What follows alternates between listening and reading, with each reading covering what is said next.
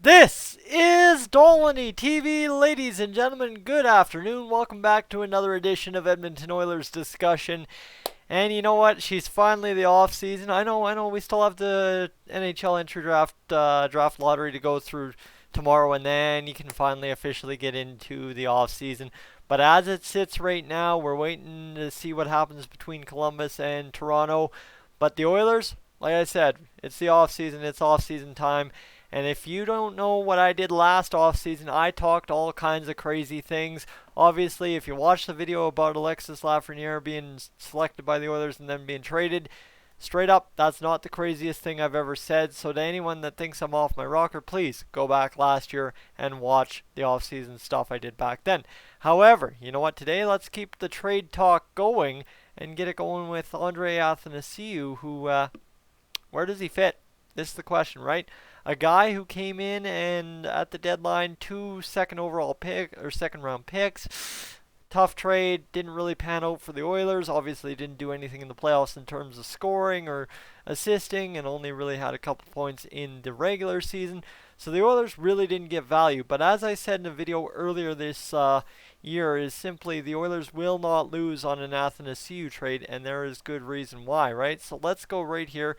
Guys, actually, I should leave that up. If you're new to Edmonton Oilers discussions on Dolynny TV, take the next 10 minutes and think about subscribing. Stay tuned. I claim a lot of crazy stuff, and I'm just here trying to make solutions out of nothing. So feel free to contribute your thoughts in the comments section down below. That doesn't mean I'll always agree with what you say, but we'll have good spirited discussion, and trust me, a lot of other people will as well.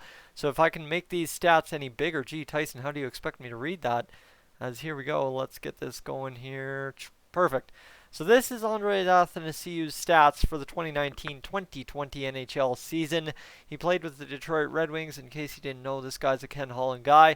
10 goals, 14 assists, 24 points, a minus 45. But man, those Red Wings were garbage. Okay, we'll blame a majority of that, and that's all his stats. He was only a -1 with the Oilers in 9 games played, and then had a -2 in 4 games played with the Oilers this postseason. That 2-minute penalty you see there, depending on how you look at reffing, yes, no, maybe so, a good call.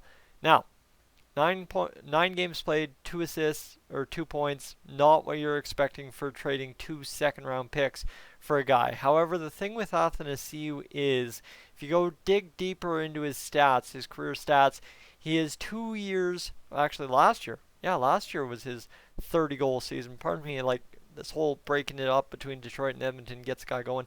He is year removed from a 30-goal, 54-point season in 76 games played with the Detroit Red Wings. Now his career average, 16, 18, 11, and a total of 9 goals. So somewhere in there, figure it out, and you've got probably about a guy who scores 19 goals a season on average if you really look into the numbers deeply. So that's kind of what you got in Andreas Athanasiou. But the problem is what you've got in Andreas Athanasiou that the Oilers can't really handle is an RFA at this point. He's an RFA. You got to figure out, are you signing him or are you bringing him back? He came in at $3 million on the cap. So that is the big number.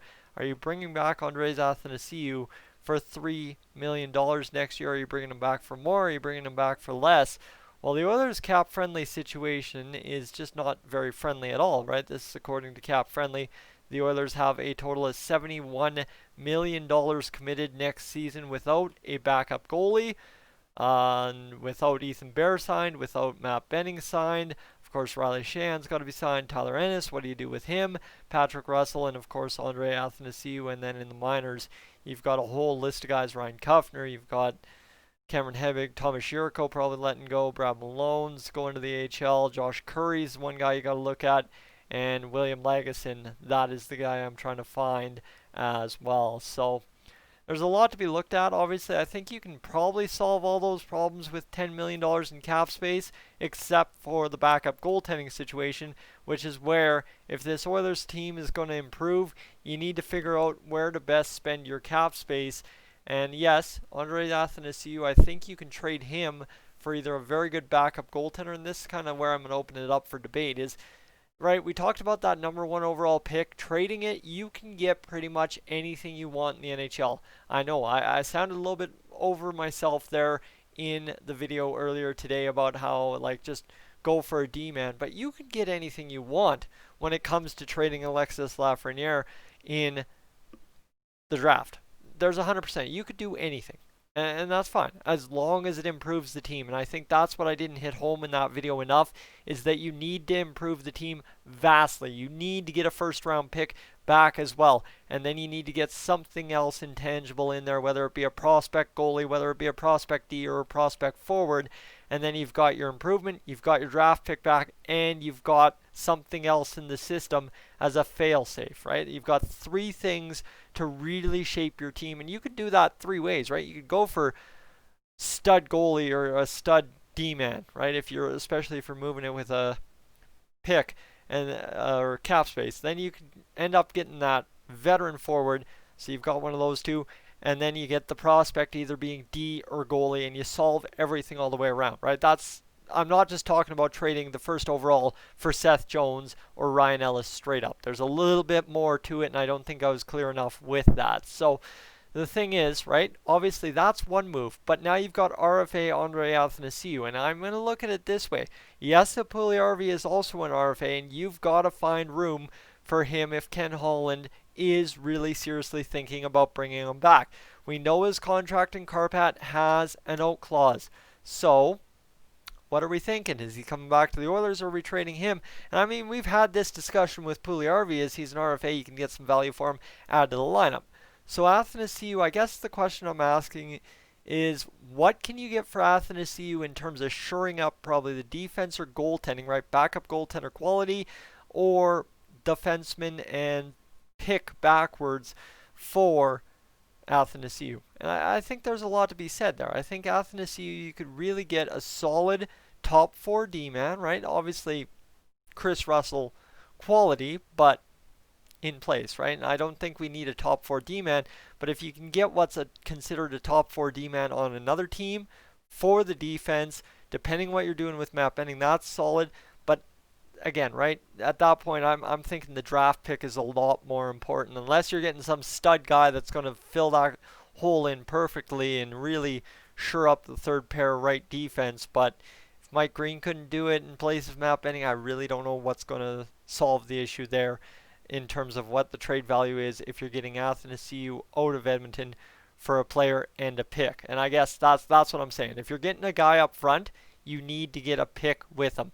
But I am geared towards a lot is getting a backup goaltender or a starting goaltender for Andreas Athanasiou, right? You committed $3 million against the cap for Athanasiou. I think there was some salary stuff there, but we don't need to review that because this season is gone and past now. But the thing is, you could get an easily good goaltender for $1.75 million for Andreas Athanasiou, right? Somewhere in that price range, a guy that really needs out of a situation. So I don't even know what I'm thinking here. Let's just go quickly NHL.com and get some goaltender leaders here, because what you guys really liked is the fact that I threw out some names in the last video in terms of trading, and that's, I guess, what it's always about. So let me see if I can find all skaters. I don't want skaters. I want by game. I want goalies. There we go. Sorry, I'm getting new and used to using NHL.com, so my bad. But you look at the goaltenders that you could probably pick off the board, like James Reimer out of Carolina. That's a guy you could look at, right? He's a guy, 14 wins in 25 games played. Another guy you could probably look at, Jake Allen out of St. Louis. You could add to him, and that's not quite the goaltender he was, or maybe a return to form to the goaltender he was last season. And there's plenty of guys you could look on the list here, but they kind of go down after that. And I think Ante Ranta, if you can get him out of Arizona, there'd be some stuff. So there's names, right? There's kind of guys that fit the bill there. I don't know if there are RFAs or not next year, but you get where I'm going with those kind of numbers. Is there are guys that kind of fit exactly what we're looking for to complement Mikko Koskinen, who are also good goaltenders that would be capable of taking on an Andreas Athanasiou contract and us being able to take that back in their contract as well. So There's a couple of names you could fit and probably tie to Athanasiou, and that's where I'll leave it to you. I'm not here to suggest anything. This is not 5 trades that Athanasiou would make sense for. This is just why trading Andreas Athanasiou makes sense for the Oilers, right? You look at all that $10 million in cap space, you got to pay other guys, you got to figure out that backup goaltending situation, and I honestly, after the playoffs, I hope Mike Smith doesn't come back just for the sake of us as Oilers fans keeping our sanity. You know what? I'm right there with you. Don't kid yourself. I'm not crapping on Mike Smith for game 1 other than the 2 goals out of 5, but I'm right there with you. The guy gives me panic attacks when he's in net handling a puck. So will be good. But there's, right, Athanasiou, I don't know which of the 2 options you prefer. And I mean, you could get a forward for the Athanasiou too, for all I know. I'm just sitting here looking at it from this perspective, is the Oilers probably should trade Athanasiou for defense and a pick, or goaltending to solidify the goaltending for the cap space that he's probably going to be worth. Athanasiou, at the end of the day, probably worth between 2.25 to 2.5 on another contract. RFA status, you can give somebody control and they can figure out the mess, right? That's the beautiful part of it. So I guess, again, another situation like the first overall pick where Ken Howland has options, has probably plenty of ideas what he can do, and he just has to figure out the best plan of attack. Now, obviously, end of the day, the worst thing is the Oilers work with Athanasiou and get the job done. We saw that promise that Athanasiou brings to the table in games 3 and 4. He was a lot more noticeable than he was in the first 11 games he played as an Oiler. However, 0 points in 4 games in the playoffs, 2 good games. Does that mean anything? I don't know. Couldn't tell you. Straight up, I still don't know what anything means after that 4-game series against Chicago. So, guys, I'm Tyson. This is Dolynny TV. I'll leave the debate up to you. Hopefully this one we can have a little bit more constructively than everybody thinking I'm high or crazy or stupid or something, because seriously, I'm just here spitballing ideas, hoping it works. And especially that trade, the first overall pick, that was a heated debate around the fire at the bachelor party last night. So I'm not saying this doesn't exist outside of my realm of thinking, right? This is something other Oilers fans are talking about. Don't want to throw my friends under the bus to have you call them crazy too, but there are ways to improve this team, and depending on how it goes, there are multiple routes. Guys, I'm Tyson, Dolynny TV, up on out of here.